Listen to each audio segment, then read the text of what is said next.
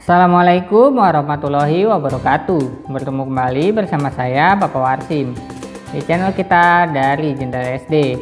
Hari ini kita akan melanjutkan pembelajaran kita untuk kelas 5 tema 1 organ gerak hewan dan manusia, subtema 3 lingkungan dan manfaatnya pada pembelajaran yang ketiga. Di pembelajaran kita yang ketiga kali ini, fokus pembelajaran kita adalah bahasa Indonesia, IPS, dan PPKN. Sebelum kita mulai belajar, mari kita berdoa terlebih dahulu. Berdoa, mulai.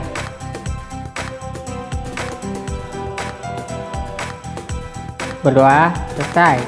Oh ya, jangan lupa tekan dulu tombol subscribe dan aktifkan loncengnya supaya kamu tidak ketinggalan update video dari channel ini. Baiklah, mari kita ikuti pembelajaran berikut ini. Lani sangat kagum dengan potensi alam yang ada di wilayah Madura, mulai bahan tambang, hasil hutan, sampai dengan hasil pertanian dan hasil lautnya. Semua itu bisa dimanfaatkan dengan sebaik-baiknya untuk meningkatkan taraf kehidupan masyarakatnya. Pulau Madura masuk dalam Provinsi Jawa Timur. Meskipun demikian, secara geografis Pulau Madura terpisah dengan kabupaten-kabupaten lain di Jawa Timur. Madura merupakan pulau tersendiri yang terpisah dengan Pulau Jawa. Untuk mencapai Pulau Madura harus melewati Selat Madura. Namun sekarang ini berkat kemajuan pembangunan nasional telah dibangun jembatan Suramadu yang melintasi Selat Madura dan menghubungkan Surabaya dengan Madura. Dengan demikian, untuk mencapai Pulau Madura bisa melalui perjalanan darat. Kondisi Pulau Madura yang terpisah dengan Pulau Jawa tersebut merupakan contoh kecil kondisi geografis Indonesia pada umumnya. Indonesia merupakan negara maritim dan kepulauan terbesar di dunia. Hampir 2/3 wilayahnya merupakan lautan. Antara pulau satu dengan pulau yang lain disatukan oleh laut. Meskipun demikian, bukanlah menjadi penghalang bagi setiap suku bangsa di Indonesia untuk saling berhubungan dengan suku-suku bangsa lainnya. Ayo mengamati kondisi geografis Indonesia sebagai negara maritim dan kepulauan menyimpan potensi yang besar dalam berbagai bidang, seperti di bidang ekonomi, sosial, budaya, dan transportasi. Potensi-potensi tersebut dapat menjadi modal yang penting dalam pembangunan nasional guna mewujudkan kesejahteraan masyarakatnya. Wilayah Indonesia yang berupa kepulauan antara pulau satu dengan yang lainnya disatukan oleh laut, mengakibatkan bervariasinya potensi yang dimiliki oleh bangsa Indonesia. Masing-masing pulau memiliki karakteristik masing-masing, mulai dari kondisi alam maupun kondisi sosial budayanya. Variasi dan karakteristik potensi tersebut terlihat dari lengkap dan beragamnya bentang alam dan hasil alamnya. Beragamnya suku bangsa yang mengakibatkan beragam pula adat istiadat dan budayanya, serta beragamnya agama, golongan, dan kelompok masyarakatnya. Keberagaman yang disebabkan adanya perbedaan antara pulau satu dengan pulau yang lainnya ini tidaklah menjadi pemecah atau perenggang, namun justru menjadi pemersatu karena antara yang satu dengan yang lain bisa saling melengkapi. Pengaruh kondisi geografis Indonesia sebagai negara maritim terhadap kehidupan ekonomi masyarakat. Kondisi geografis sebagai negara maritim dan kepulauan membawa banyak keuntungan bagi bangsa Indonesia.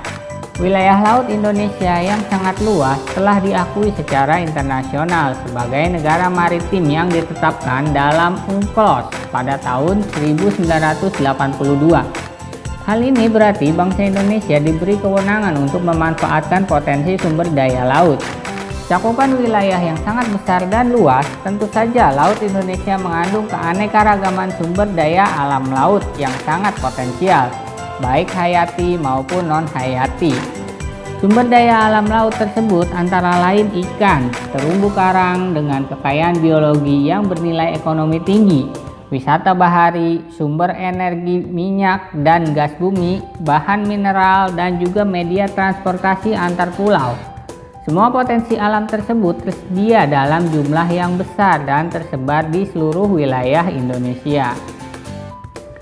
Besarnya peluang ekonomi dari pemanfaatan potensi sumber daya laut yang sedemikian besar ini tentunya dapat memberikan kontribusi bagi kehidupan ekonomi masyarakat Indonesia, hingga pada akhirnya juga akan memberikan kontribusi bagi kesejahteraan bangsa.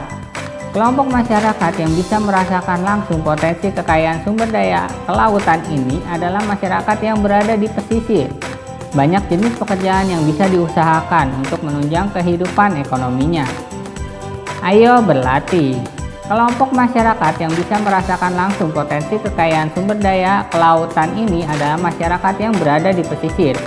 Banyak jenis pekerjaan yang bisa diusahakan untuk menunjang kehidupan ekonominya. Ayo, sebutkan jenis-jenis usaha atau pekerjaan yang berkaitan dengan pemanfaatan sumber daya alam laut di Indonesia. Nah, di sana terdapat kolom ya tentang jenis pekerjaan yang berkaitan dengan pemanfaatan sumber daya laut.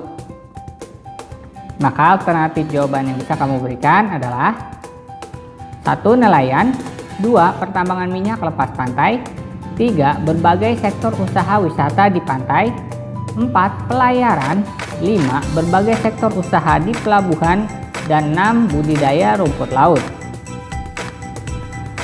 Ayo mengamati pengaruh kondisi geografis Indonesia sebagai negara maritim terhadap kehidupan sosial masyarakat.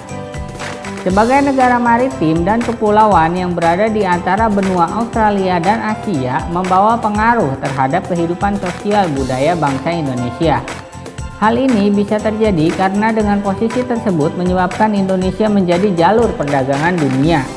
Mau tidak mau, banyak pedagang dari berbagai negara di seluruh belahan bumi ini akan melewati dan mampir ke Indonesia. Pedagang-pedagang dari berbagai negara tersebut tentunya memiliki latar belakang yang berbeda antara satu dengan yang lainnya. Para pedagang yang mampir dan ada sebagian yang menetap di Indonesia turut membawa adat budaya dari negara asalnya.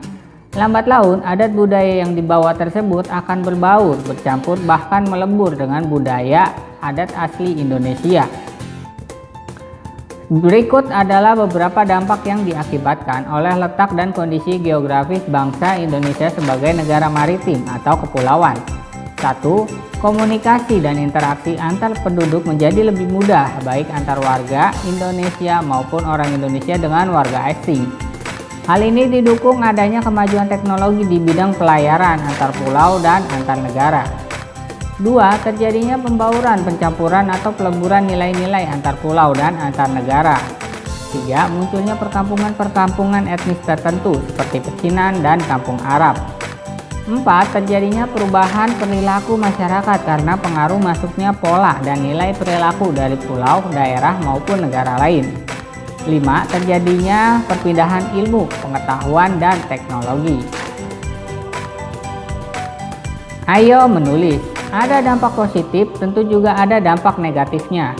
Coba ceritakan berbagai dampak yang timbul sebagai akibat dari letak dan kondisi geografis Indonesia sebagai negara maritim dan kepulauan. Nah, di sana terdapat kolom ya, dampak positif dan dampak negatif. Baiklah, mari kita coba lengkapi. Untuk dampak positifnya mungkin bisa memiliki keberagaman potensi alam dan hasilnya, memiliki keberagaman dan kekayaan budaya, serta memiliki keberagaman sumber daya manusia. Namun dampak negatifnya tidak meratanya potensi alam dan sumber daya manusia, juga tidak meratanya pembangunan dan pemerataan hasil-hasilnya, juga rentan terhadap terjadinya konflik kedaerahan. Ayo berkreasi. Bersama kelompokmu, buatlah clipping gambar tentang kondisi ekonomi dan sosial masyarakat sebagai akibat dari kondisi geografis Indonesia sebagai negara maritim. Kumpulkan gambar-gambar yang sesuai yang bisa kamu dapatkan melalui surat kabar, majalah, buku, atau internet. Berilah penjelasan singkat dari setiap gambar yang kamu kumpulkan. Susunlah gambar-gambar yang telah kamu kumpulkan menjadi sebuah buku. Ayo menulis. Susunlah laporan singkat mengenai clipping yang telah kamu buat. Kemudian presentasikan di hadapan guru dan teman-temanmu. Nah, di sana ada format laporan sebagai berikut. Nah, ya kalian bisa membuat laporan tentang pengaruh kondisi geografis bangsa Indonesia sebagai negara maritim terhadap kehidupan ekonomi dan sosial masyarakatnya. Maka alternatif laporan yang bisa kalian berikan adalah untuk kehidupan ekonomi menjadi jalur perdagangan internasional, juga berpotensi menambah devisa negara melalui pengembangan destinasi pariwisata. Kemudian untuk kehidupan sosial terjadinya pembauran, pencampuran atau peleburan nilai-nilai antar pulau dan antar negara, perpindahan ilmu pengetahuan dan teknologi dari berbagai daerah dan negara. Bangsa Indonesia dikenal sebagai bangsa maritim sejak zaman dahulu, bahkan sempat mencapai kejayaan pada masa Kerajaan Sriwijaya dan Majapahit. Ayo membaca Kejayaan Bahari Masa Lalu oleh Dr. Y. Paonganan, SSI, MSI. Sejarah telah mencatat bahwa kejayaan bahari bangsa Indonesia sudah lahir sebelum kemerdekaan. Hal ini dibuktikan dengan adanya temuan-temuan situs prasejarah maupun sejarah.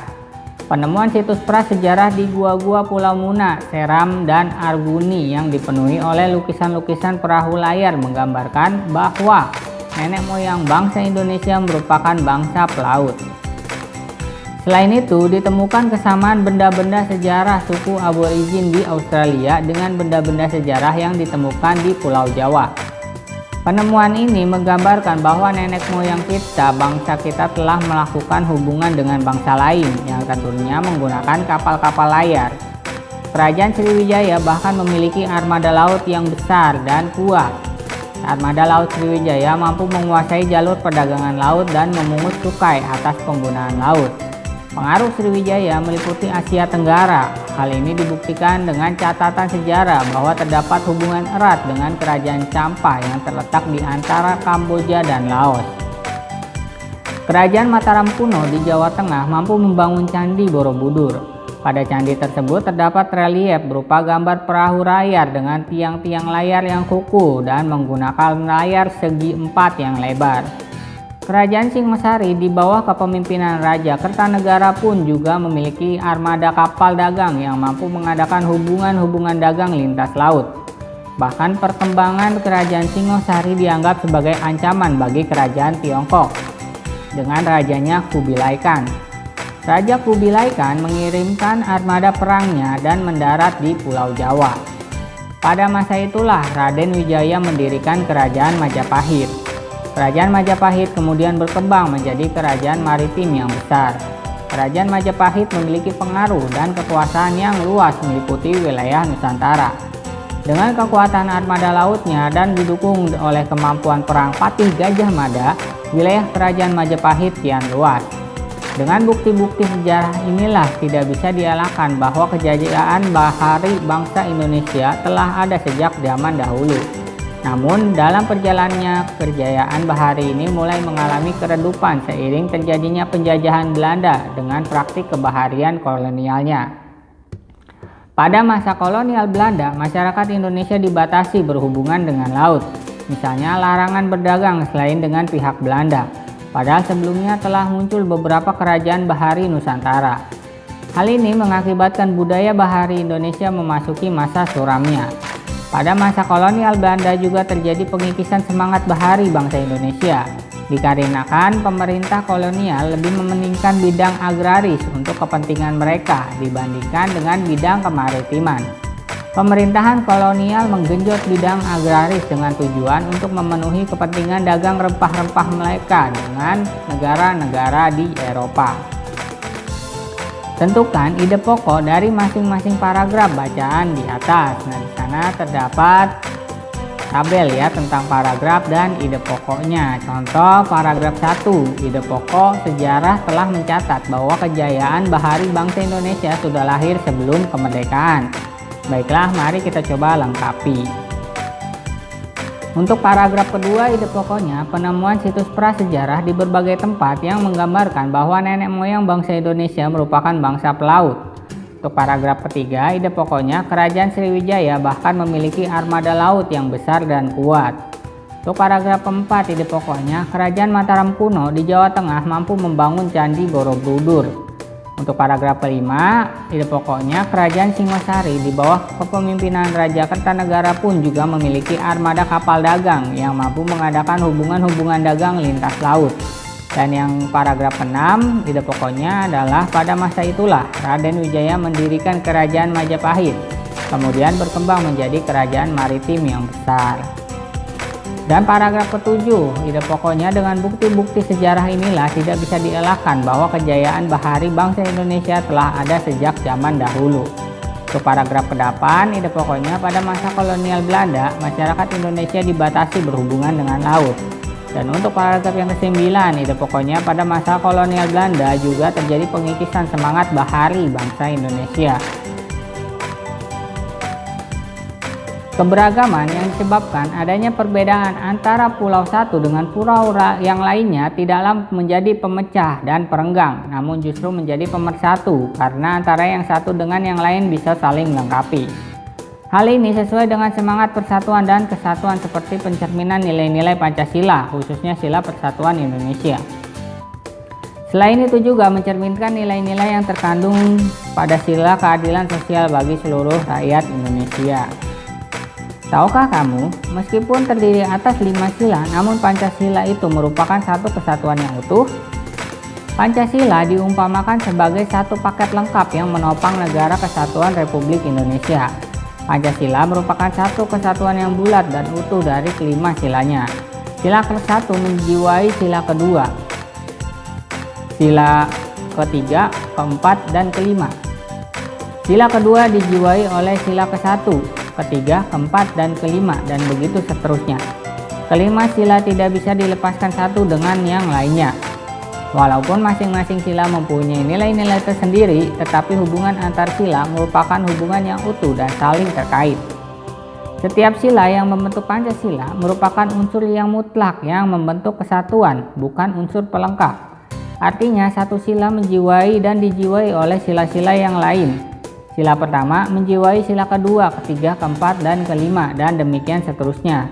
Misalnya, meskipun sila ketuhanan yang Maha Esa merupakan sila yang berkaitan dengan Tuhan, tetapi tidak berarti sila-sila yang lain hanya sebagai pelengkap saja. Setiap sila yang membentuk Pancasila juga sebagai satu kesatuan yang mutlak, tidak dapat ditambah dan dikurangi. Oleh karena itu, Pancasila tidak dapat diubah menjadi trisila atau ekasila.